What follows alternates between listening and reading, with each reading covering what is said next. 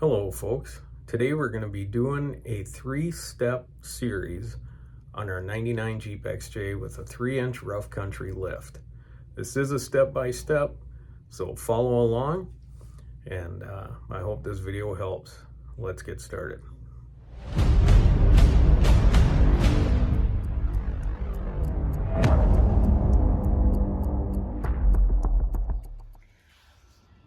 Alright folks, so one of the main parts of the process you want to make sure you do is you're going to be jacking this up, so you want your rear wheel chalked, and then we start jacking up the front end. Now you only may have one jack in your garage, but we're going to go with 2 here, so if you need a second one, maybe ask a buddy for one or something like that.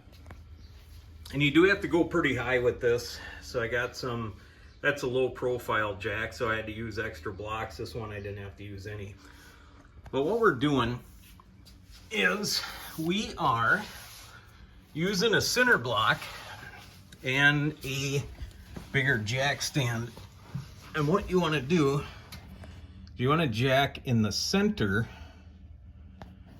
of your subframe here, your unibody, and you want to make sure that this here isn't going to be sticking in your holes and all that stuff. So it's nice to be able to put a board here for that surface. So on both sides, as I was lowering down at the same time, slowly, I'd do one, then I would do the other, and then I would lower the jack down each side until it rested. So we're in the center of our unibody on both sides. Very important. And again, make sure you chalk a back wheel. Step 2 is removing your front wheels. We're going to start with the front first. And if you do not have a strong impact, I would suggest before you even jack it up to use a breaker bar and get your lug nuts broken free. I use a 19 millimeter, can use 3/4 I believe, but 19 works pretty slick for me. So we're gonna get these front wheels off. All right folks, so we got our front wheel off on this side. One thing to note, I do stick the front wheel under there. God forbid, but if something were to happen where I'm reefing on it, the jack comes loose or some jack stands come loose, something happens, I got some added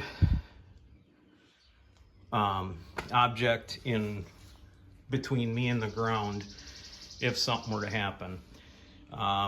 One pointer, if you have an older Jeep, especially on the rear wheels, and your wheels are stuck to the drums or stuck to the rotor, a big maul is key, and you put a board up against your rim, so you between the rim and the tire, so you don't damage your rim, and give her a few whacks with a big maul, and that should knock her free.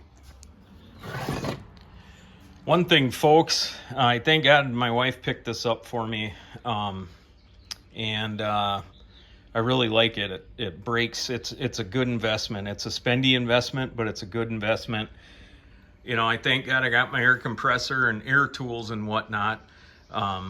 But it's nice just to be able to pop this off without having to use breaker bars and stuff like that.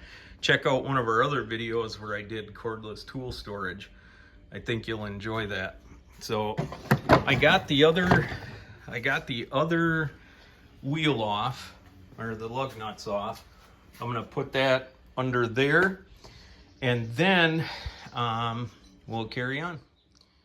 All right folks, one thing I do as a just in case is, because we're going to be dropping this whole front axle down, you have your brake lines right here attached to your caliper up to your frame, your unibody here. So it doesn't take long. What I do here is I just put a center block down, and you have 2 12 millimeter bolts here. Take that off, pry your caliper off, and just set it up there. That way you're not wincing when you go to drop your axle, because we do have to push this down quite a bit to get this coil out of here and then get the new 3-inch lift coil back in. So I just take the extra 2 minutes, get this up out of the way. Make sure it's out of the way of your rear lower control arm bolt, because we are going to be going at that as well. All right. All right, folks, after we disconnect our shocks from the perch, step 2 is going to be removing your sway bar links from your sway bar. You're going to see later in the video we're going to need some axle drop to allow compensation and room to get our coils out and get the new coils back in, and that's going to play a big role. It's also going to play a role for when we're changing the lower control arms later in the video.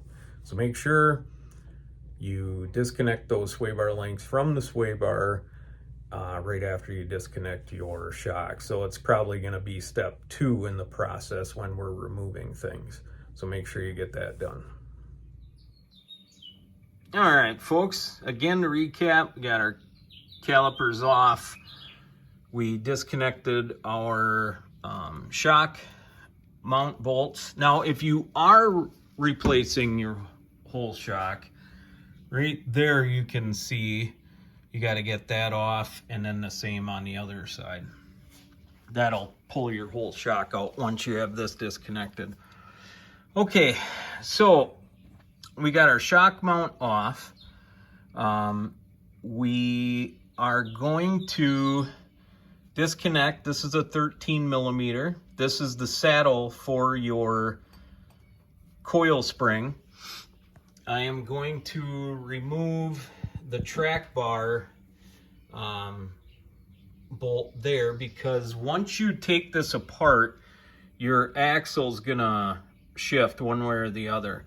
So it's always best to, like mine is an adjustable track bar, so I'm gonna remove mine, and then once I have everything set back down on the ground, once I got my wheels on, all that stuff, I can push around the front end and get to make sure that my tires are even on the sides. Then I can adjust my track bar out.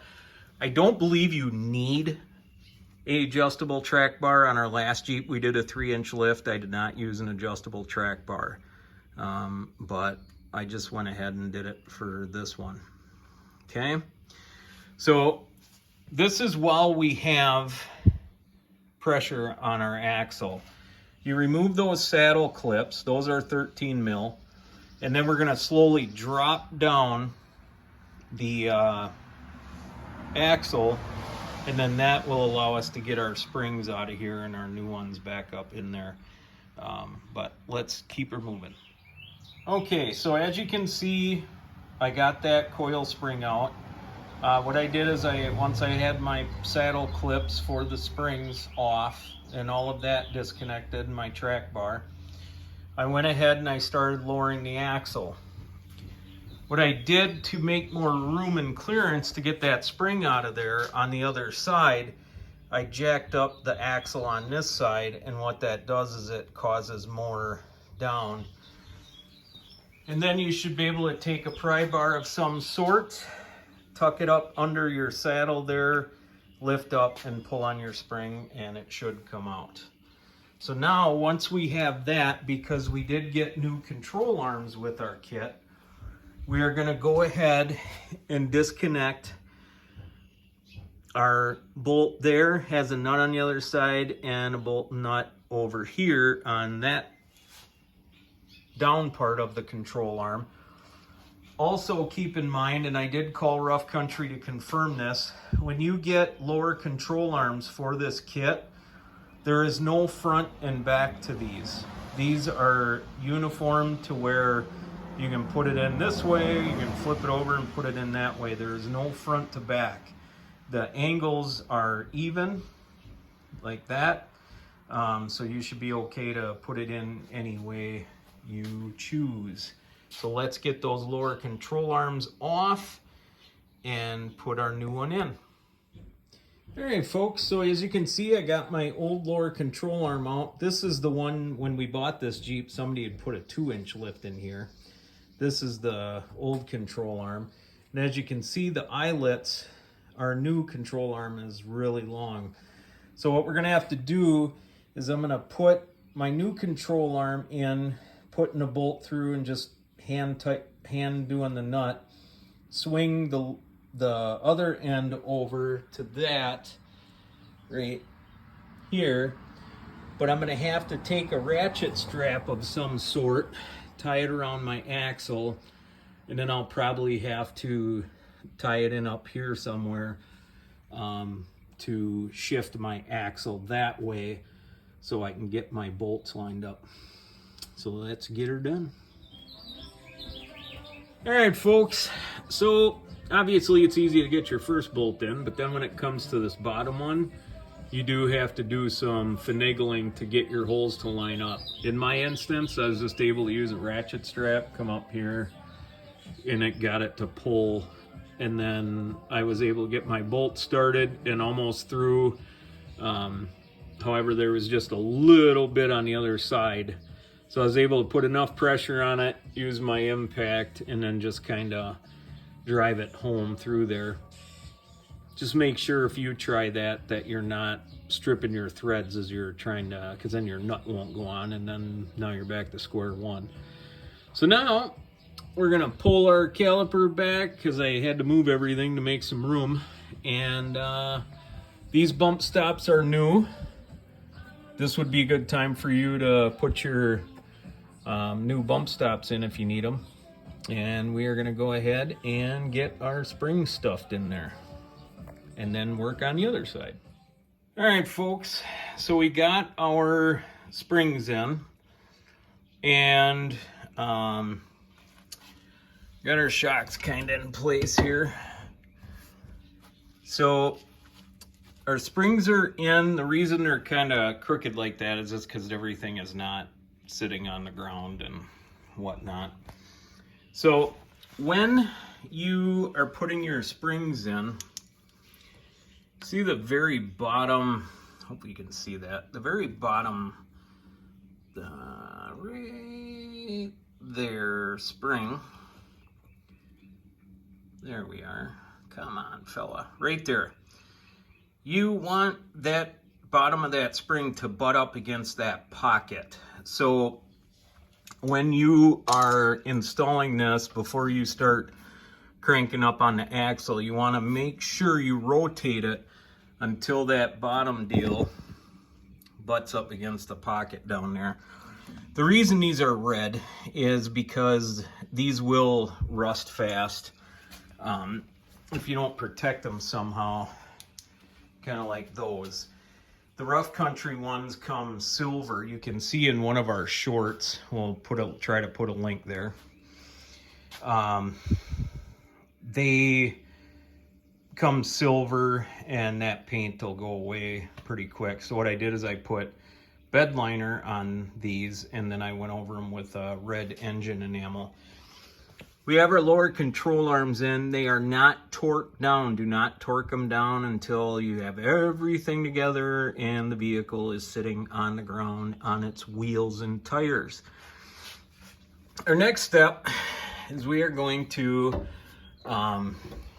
put in our sway bar links. We're going to leave the bolts loose, and the reason being is rough country gives you some sway bar risers. So we're going to be taking these two bolts out, putting the riser in, and then putting our bolts back in, and that will drop the sway bar a little bit. So let's get there. All right, folks, just a quick pointer. If you ever strip out your retainer clip on that perch for your coil, don't fret over that. Meaning when you go to put it back and it just keeps spinning and spinning and it's not locking down, I'm going to tell you how to remedy that. Get yourself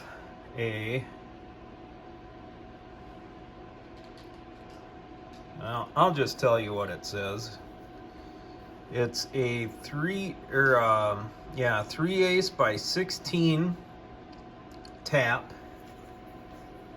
3/8 by 16. A 5/16 drill bit. Get a cobalt, something nice. And then get yourself a grade 8 bolt. This one under the head is 1 inches. Then put yourself some blue Loctite on there and tighten it down by hand, not by an impact, and that will serve you well. I had to do it on both sides. This side I did earlier in the year. I don't know, I forget what I was doing, and the screw stripped on me, and it was at night, so I was frustrated. I couldn't do nothing about it till the next day. But that's the setup I got, and I was able, thank God, to remedy the other side that did the same thing.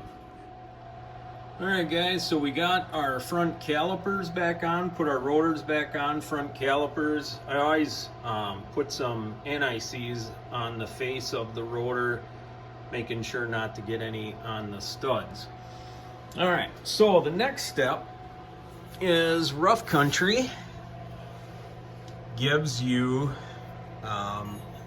now when I first did this lift and ordered a 3-inch lift, this was years ago, Rough Country, I do not believe, offered these, but they offer them now in the kit. And this is a sway bar, front sway bar drop, and it helps to, when you connect your sway bar back up, that it doesn't rub against your coils. I did not have that issue with my other 3-inch lift, so I don't know if that's even an issue, but they do offer it now, and I'm gonna put it in. So I'm gonna go ahead, disconnect my front sway bar. I'm gonna loosely, you use this old hardware to mount it like this side. Got the angle up, and then they give you hardware to mount your bushing saddle to the new drop down bracket. So we're going to go ahead and do that. Then I'm going to keep everything, I'm going to connect everything back up, but I'm going to keep it loose. Everything is going to be loose on here until I have the wheels on and it is setting on the ground. The only thing that I really tightened was my front shocks are all tightened back up, and then that saddle or that perch retaining clip for our coil springs. Those are the only 2 items that I have tight. The rest of it will all get tightened up as we go along. So back to that sway bar, that was step 1. We removed the sway bar links from the sway bar, then the shocks, then the retaining clips, dropped the axle down, pulled the old springs out, put the new ones in. We did our control arms while we had it sagging down. And again, the lower control arms are not tightened all the way. Again, everything is loose except the coil spring retaining clip and the shocks. We'll be right back. All right, folks, so I got the drop down brackets in. What I did, because you can adjust these as you go, and so what I did is, because you can adjust the bottom part and the top, so what I did as far as the brackets before I tightened those down is I kicked them all the way toward the front bumper.